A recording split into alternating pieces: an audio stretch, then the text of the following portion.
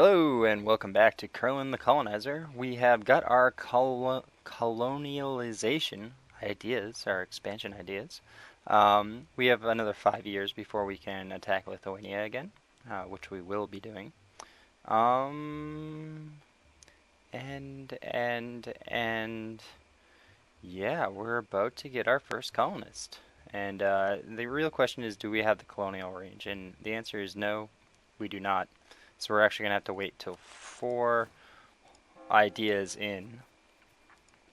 Let's see, where are we here? We're going to have to wait till this plus 50% colonial range. And hopefully that'll get us the colonial range we need. Let's see, 425. If we get a 20% colonial distance advisor, I forget where they are. Are they even still in the game? I don't even remember seeing them recently. But we don't have one. Anyway, so it's kind of a... kind of doesn't matter. But, what? I still kind of want to know. An extra 20% on a base of 425 is going to be roughly an extra 80 points. So that would put us at 560, which is still... still won't get us there. So we need that plus 50%. Plus 50% on 425 is going to be an extra, 212. So that'll totally get us there. Maths. That's why they teach you math in school. So you can figure out when you can reach your colonists to the New World. So if anyone ever asks, that is why you need to know math.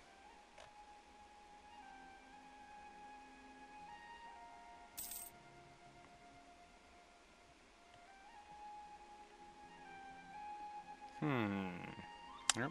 We're just waiting.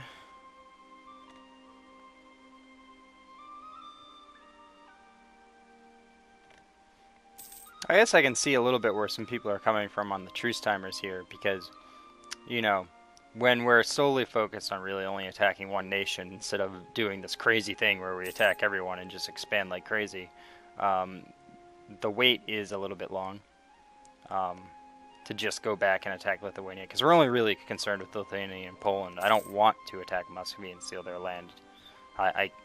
My restrictions say I can't.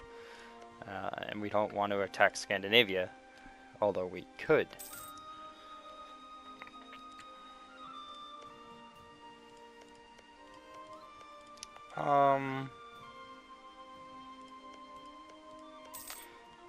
Now, I could integrate these guys, and maybe after the next battle,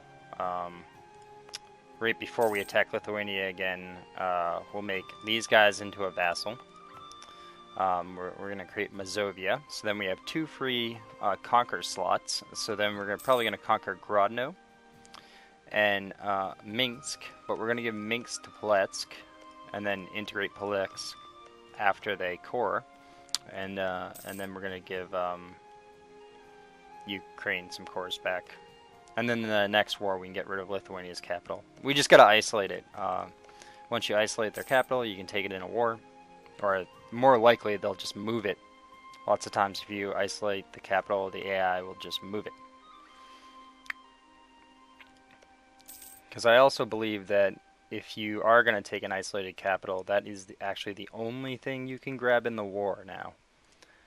I think that's maybe the only...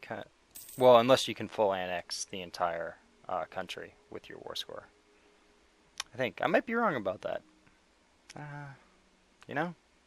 I start to say these things, and then I'm like, wait, no, maybe I'm just entirely wrong, and so more advisable to look that one up. Although Montenegro is a country. I have never seen Montenegro in one of my games. And Venice has done some nice expansion here.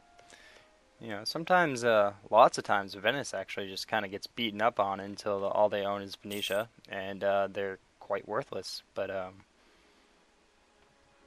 I mean, they get a good start here, although I question on whether AI Venice would be able to fight back the Ottomans if the Ottomans choose to try to take their land.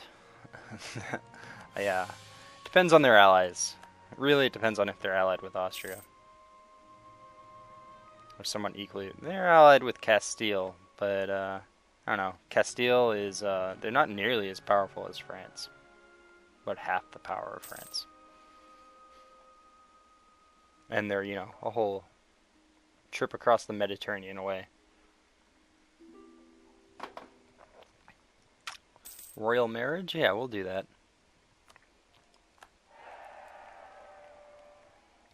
Oh, these borders look terrible. At least, at least I can walk my units all the way through into Ukraine's lands, even though they look ridiculous. Poor Lithuania is all split up. Moldova here just needs to declare independence from Poland. Yeah, they just need to declare independence. There's no way Poland could even stop them. I guess unless they got access somewhere, that could happen. We'll gain the administrative power.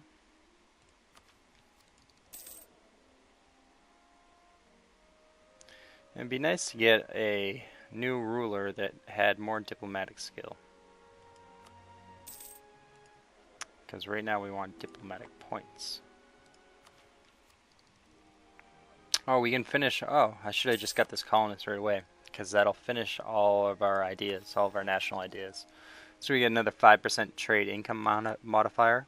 Cavalry cost went down, and cavalry combat ability went up. So that's good.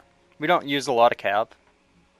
More than I see most people put in their Western armies, but it's still, we get a total of 24 infantry, and 25% of that, 25% of that is cavalry.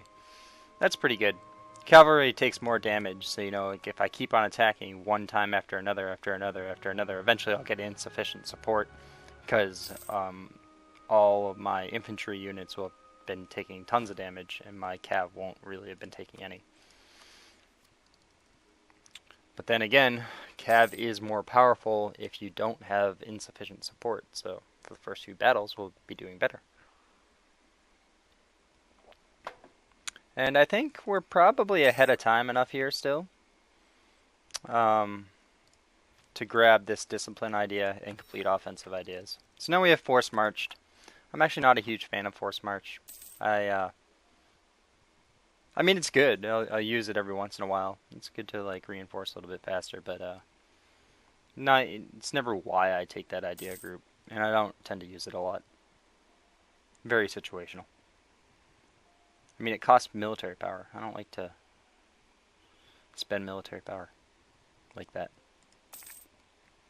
I don't even like to squash revolts past the very beginning of the game. Early game when when the rebel armies are bigger than you and you just need to core something, sometimes it's worth it. I would never like harsh treatment Danzig though. There's no way I would pay 130 military power for any of it.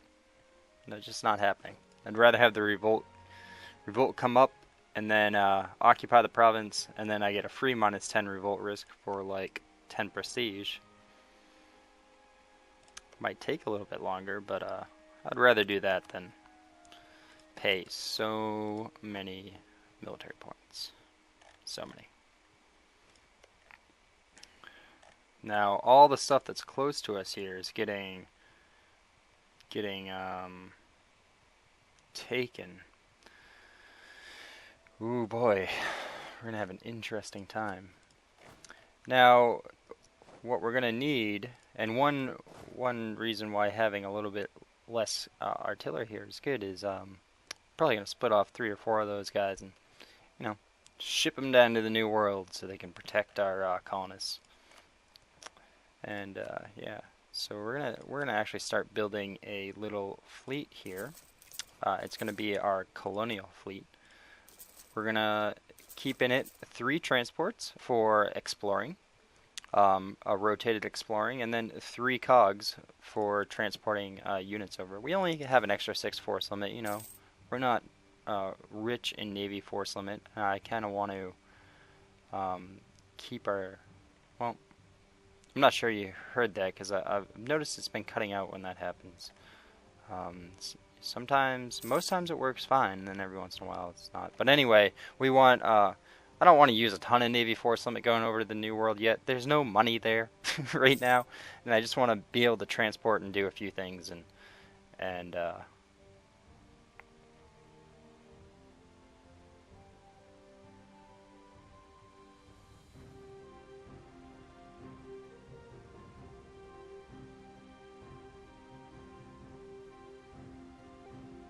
yeah.